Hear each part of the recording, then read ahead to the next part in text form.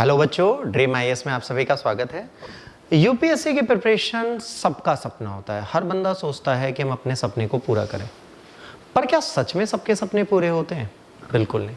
उसका कारण हम आप नहीं है, उसका कारण हमारे कुछ ऐसे कमियां हैं, कुछ ऐसी अच्छाइयां हैं। दोनों मान लें। कमियां ये कि हम एफर्ट्स नहीं लगाना चाहते हैं, अच्छाइयां ये कि हमारे पास एक्सक्यूजेस हमेशा से अवेलेबल रहते हैं। तो क्या यूपीएससी की तैयारी में सच में बहुत पैसा देना पड़ता है? बिल्कुल नहीं। क्या यूपीएससी की तैयारी भीड़ के बिना नहीं होती? बिल्कुल गलत। क्या बड़े नाम ही आपको आईएएस बनाते हैं? 99% टाइम गलत। देखिए, यूपीएससी तैयार करने के लिए आपको बड़े सपने देखने के लिए बड़े लोगों के पीछे जाने की जरूरत नहीं है। यूपीएससी का सपना पूरा करने के लिए आपको राइट डायरेक्शन में राइट मेहनत की जरूरत है।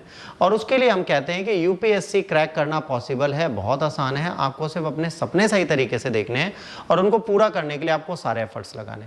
किसने कहा यूपीएससी टफ है? मुझे तो नहीं लगता यूपीएससी टफ है। अगर आपको लगता है तो वो आपकी इंडिविजुअल चॉइस होगी, मेरी चॉइस नहीं। अब यूपीएससी निकालने के लिए हम आपको कैसे मदद करते हैं? आफ्टर स्कूल एजुकेशन की एक ऐप है, इसको आप डाउनलोड करिए। इस ऐप के थ्रू आप अपने सारे कोर्स को पूरा कर सकते हैं। इसमें आपको 1000 रुपए से लेकर 27,000 रुपए तक के कोर्स मिलेंगे। आप अपने कंफर्ट, अपने पॉकेट के अकॉर्डिंग चूज कर लीजिए। ये श्योरिटी है कि आपका पेपर जरूर निकलेगा। इसकी बाकी डिटेल आपको कोर्स का, ये जो लेक्चर खत्म होगा इसके बाद कोर्स की सारी डिटेल्स और क्यूआर कोड ऐप का आपको मिल जाएगा। फिर भी अगर बिना क्यूआर कोड के आप जल्दी करना चाहते हैं तो आफ्टर स्कूल एजू डाउन आप गूगल पे डाल दीजिए और आपको गूगल प्ले स्टोर पे ये ऐप मिल जाएगी। अब जैसे कि हम आईवीसी की बात कर रहे थे बच्चों, हमने सिंधु घाटी सभ्यता की जब बात की थी तो उसमें हमने आपको 2 से 3 चीजें बताई। हमने आपको पहली प्रायर चीजें ये बताई कि भाई आईवीसी जो है वो भारत और पाकिस्तान दोनों में फैली हुई सभ्यता है। मैंने आपको सारे कॉर्नर उसके लास्ट लेक्चर में बताए थे। अब यहाँ पर बात करते हैं, लेट सपोज सिंधु घाटी सभ्यता कुछ इस तरीके से फैली हुई है। अगर इसको आप कभी ध्यान से देखेंगे तो आपको ये पता चलेगा कि जो बेटा सिंधु घाटी सभ्यता है इसके फैलने का तरीका ही बिल्कुल अलग है। इसका जो विस्तार है कुछ इस तरीके से, ये कुछ ऐसे गई है, फिर कुछ इधर जाके फिर यहाँ से ऐसे करते हुए जुड़ी है। तो ये मतलब इतना टेढ़ा जाके कुछ ऐसे जुड़ी है। तो ये ऐसे एक ट्रायंगल बनाते हुए आपको दिखती है जब भी आप इसको पढ़ना चाहते हैं। तो ट्रायंगुलर इन शेप है, मतलब त्रिभुजाकार है। पहला वर्ड आपको पता चलना चाहिए कि त्रिभुजाकार है, सभ्यता है।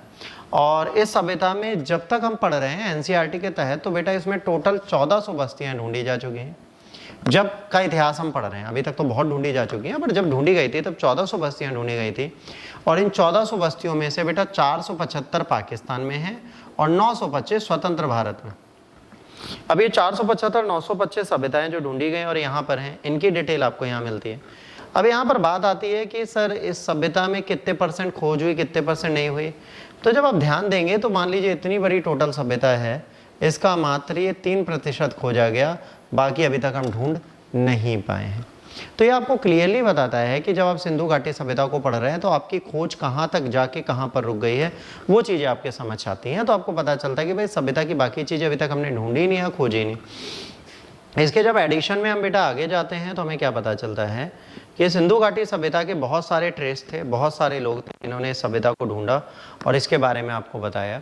तो उनके बारे में आपको पता होना चाहिए, है ना। इसकी डिटेल अब हम आपको देना स्टार्ट करेंगे। तो इसकी डिटेल्स आप लीजिए और इनको कोशिश करिए कि कॉपी में लिख लीजिए ताकि आपको चीज़ें प्रॉपर मैनर में याद हो जाए।